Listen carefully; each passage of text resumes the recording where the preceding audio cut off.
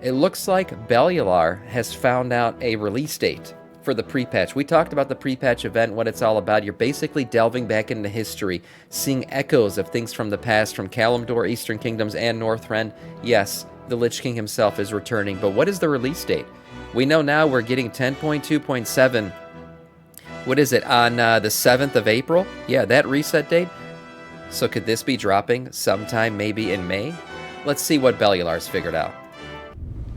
Welcome back. Today we're going to be talking about the pre-patch of our next expansion. So, it turns out the planet has got PTSD, and in Azeroth's half-awake dreaming, she is essentially having her version of Vietnam flashbacks, and those will actually serve as our pre-patch event. We also basically know when this stuff is going to be happening, and as a result, we kind of know when the expansion is going to come out. There's also some nice goodies. I mean, if you want to get an heirloom ring that can fill your second slot, if, say, the Stranglethorn Vale Fishing Tournament or Darkmoon PvP aren't your thing, well, you'll be able to get that. Now, here's the deal. I know this is a bit of a strange video, but basically Blizzard had this pre-patch event briefly active on the press alpha. They then pulled it when the actual alpha went live for everybody else. But luckily, just before the thing went offline, we got to do a little bit of testing, and in the meantime, a whole bunch of data mining has happened, and that data mining has unsurfaced everything else, with the exception of one thing, and that thing is today's sponsor. If you go to bellular.games, that's where you can actually join up as a member, and over there you will get early access to videos. You'll get ad-free. So I guess these memories are like he said, kind of like a PTSD, all the damage that has occurred to Azeroth. Now her memories are leaking out to the surface, and that's why we're going to deal with these old bosses again and shit. That kind of sounds cool. Yeah, debated indeed. Also, our lore walking podcast on Xalatath and a bunch of other things. Oh, he's advertising for himself. What we do. Let's be real. Advertising is that's when you know you made it. YouTube. That stuff is really annoying. Yet I want to make our videos bigger and better all the time. So the more support just sort of means we can do that. As an example, this microphone that I've just put my hand on, not particularly great. We've got a big new expensive one arriving that should make our videos sound a lot more crispy. And that's just the sort of thing that, well, that's what it goes into. But okay, bellular.games, a big thank you to all of our members there. Let's get into the video. Nice. So, Azeroth is having a pretty bad episode, and her memories, or as Khadgar points out, perhaps even our own memories, are bubbling up to the surface.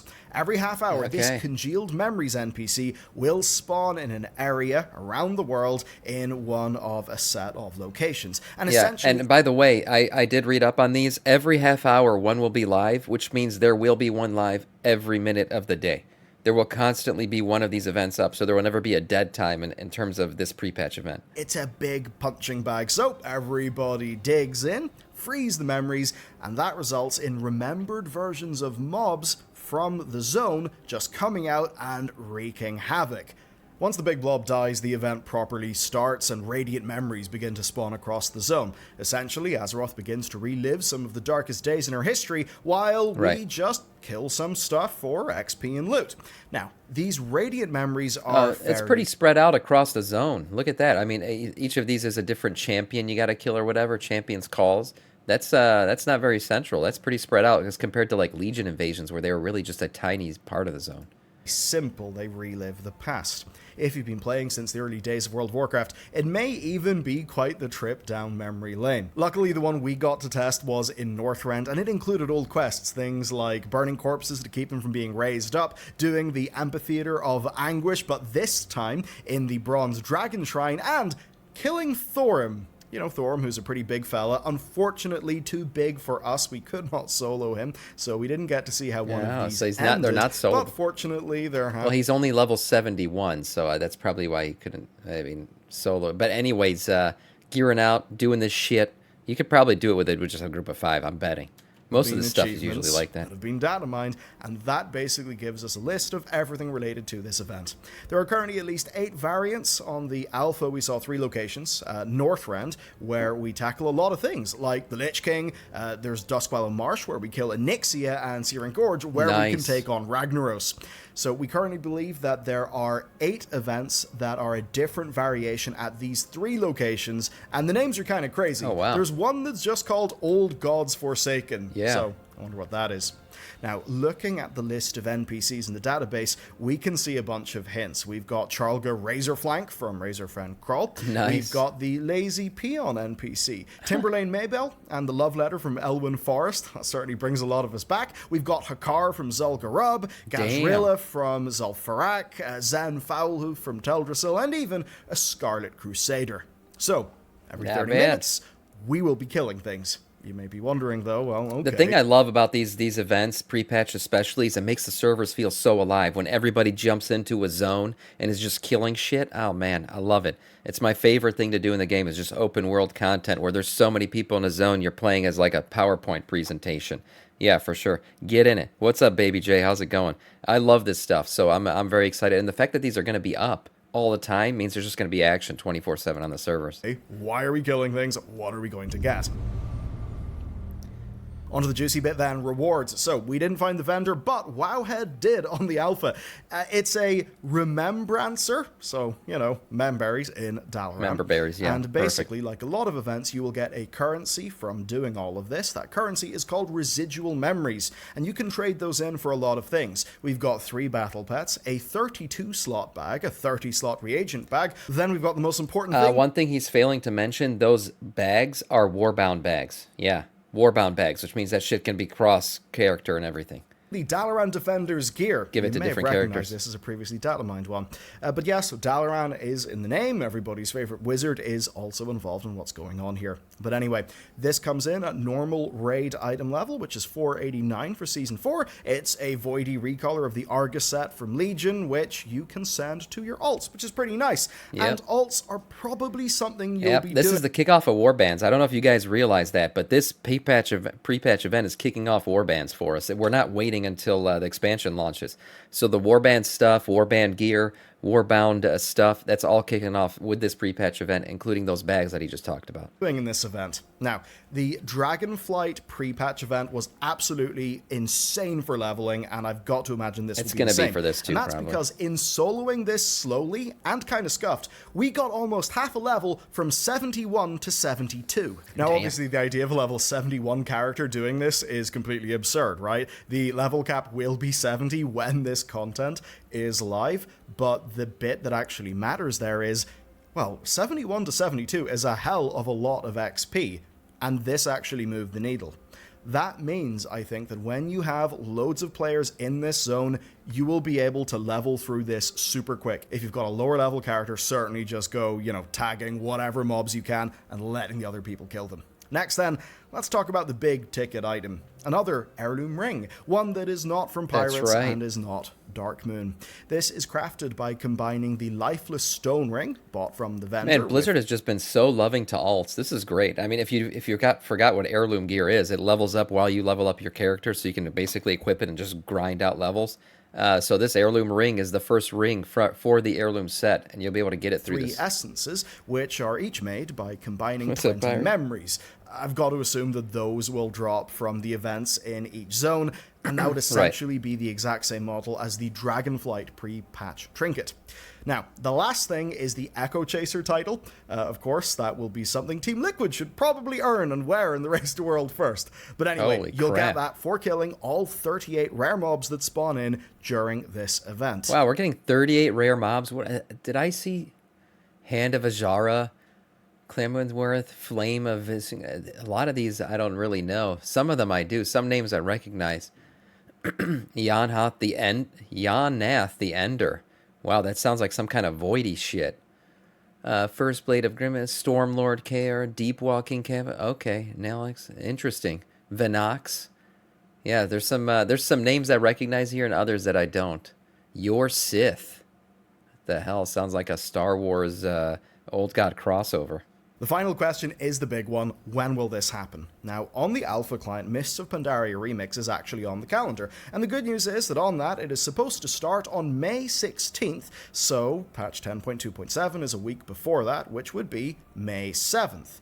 Now, the remix is, however, scheduled to end August 20th, which is just over 2 months later. Nice. And the really handy thing is that start date was just confirmed by Blizzard right before I sat down to record this video.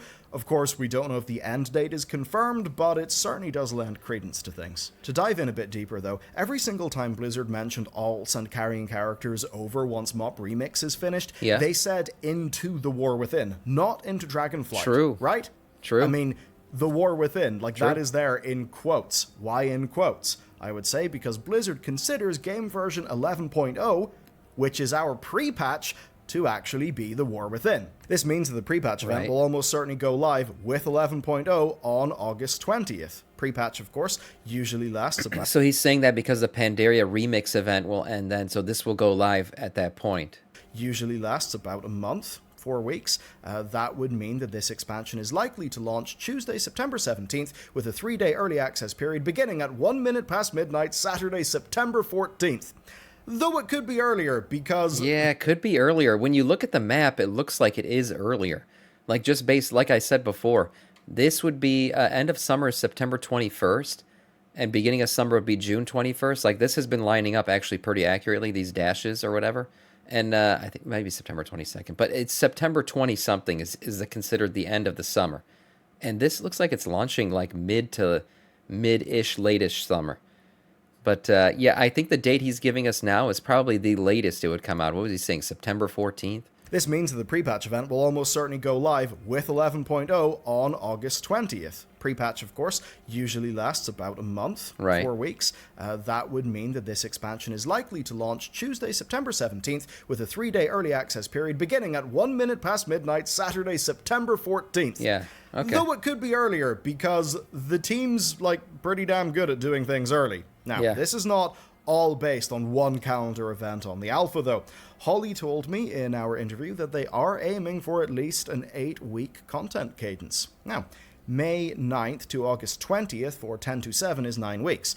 10.2.6 was March 19th, which gives us about 7 weeks between 10.2.6 and 10.2.7. And that does make all of this pretty much just slot in perfectly. So, there's your pre-patch event. It does. One thing I will say about 10.2.7 is I feel like they might be trying to rush it a bit quicker.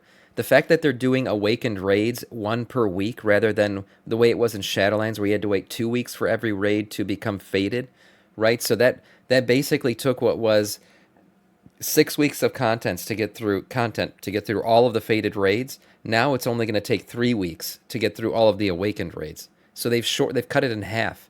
So maybe they're planning on having a shorter season for 10.2.7, but I guess we'll have to see. You'll get many levels, an heirloom ring, purple gear to send to your alts. Yeah, Holly's great. Doing a quick trip through history, essentially, and reliving a bunch of the world-ending events that the world has been through. Given that they're kind of resurrecting these echoes of pretty memorable bosses, like, say, Onyxia or the Lich King, hey, that actually sounds really fun to me, I suppose, in a little way. I'm almost thinking of those Legion invasions and how fun they were. Anyway, that's it for today's video. Hope you found that to be interesting anyway. And yeah, I mean, a lot of us thought that the earliest they could do stuff is late August. I think early to mid-September. That totally seems reasonable. I think he's and right. if they are doing early mid-September, it does I think, I would actually say mid to late August would be early, and then September 14th, like early September to mid-September would be like on time. The roadmap completely fit, because the roadmap has only got one War Within patch on it for the year 2024. Yeah, we're probably getting a new roadmap soon. I do have to imagine that they'll do something for the 20th anniversary of WoW, but yeah, that's in there November. you go, basically. The stuff fits. I hope you found this to be interesting, and return to the channel tomorrow, because there will be more content. Alright, have a great day. See you next time. Yeah, we're definitely going to get an anniversary event, that's for sure. These dates seem to line up pretty well. I wonder what the 3-day early access, he was saying September 14th. What day of the week would that be? Would it be a Saturday? Could you imagine a Saturday launch for an expansion? Oh my god. Streaming all day? That'd be crazy. Yeah, great video from Bellular. I think some of this is pretty accurate. We'll have to wait and see. But yeah, I would bet on, by the end of the summer, we're going to be playing the War Within. Yeah, that's for sure. Yeah, you have early access. Yeah, if you guys are trying to remember how you get that, you got to buy the most expensive version of the expansion, and that's how you're going to get it. And if you want to just wait, you can wait. That's fine, too.